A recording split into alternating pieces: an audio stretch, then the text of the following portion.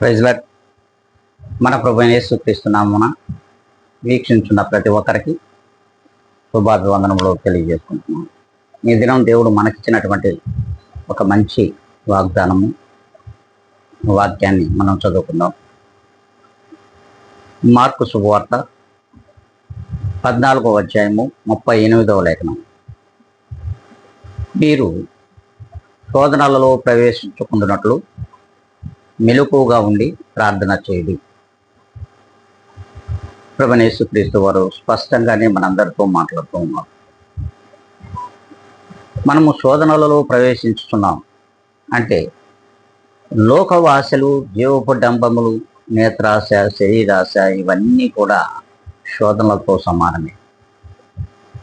లోకపరమైనటువంటి శారీరక క్రియలకు మనం ఆశ కలిగి శోధనలలో పడిపోతూ ఉన్నాం. ఇటు పడిపోతున్నటువంటి మనకు దేవుడిస్తున్నటువంటి ఒక ఆయుధం ప్రార్థన. ప్రార్థన ప్రార్థన ఇటు ప్రార్థన చేయుడి అంటున్నాడు. నిద్రపోతూ కాదు, మెలకువగా ఉండి ప్రార్థన చేయుడి. అప్పుడు ప్రభువైన యేసుక్రీస్తు వారు మీ యొక్క ప్రార్థనను ఆలకిస్తారు. మరి ఇలా మనం ఉన్నామా లేదా ఒక్కసారి మనల్ని ఆత్మ పరిశీలన చేసుకోవాల్సిన అవసరం కూడా ఉంది.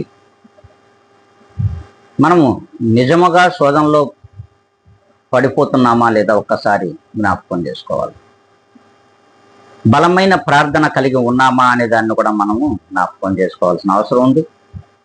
అట్టి ప్రార్థన కొరకు ఇప్పుడే మనమందరం కూడా ఏకీభిద్దాం. తల్ల వంచుకుందాం, కళ్ళు మూసుకుందాం, ప్రార్థనలో ఏకీభవించి ప్రభువును ప్రార్థిస్తాం. పరిశుద్ధుడా, ప్రేమ స్వరూపి, నీ ఘనమైన నామమునకు ఎనలేని కృతజ్ఞతలు, స్తుతి స్తోత్రములు నీవిచ్చిన ఆయుష్ కాలమును బట్టి, ఈ దినమును బట్టి, ఈ సమయమును బట్టి చెల్లించుకుంటూ ఉన్నాం.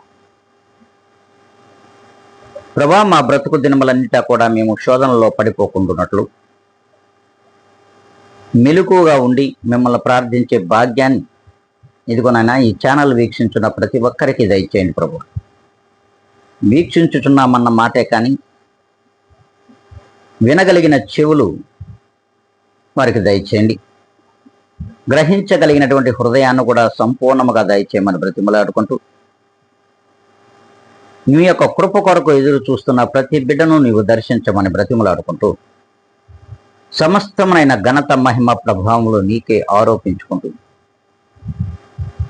నీ ప్రియ జనాంగమును మీ చేతులకు అప్పగిస్తూ నన్ను నేను మిక్కిలిగా తగ్గించుకొని యేసు క్రీస్తు యొక్క గొప్ప ఘనమైన నామమున అడిగి వేడుకొని ప్రార్థిస్తున్నాను మా తండ్రి.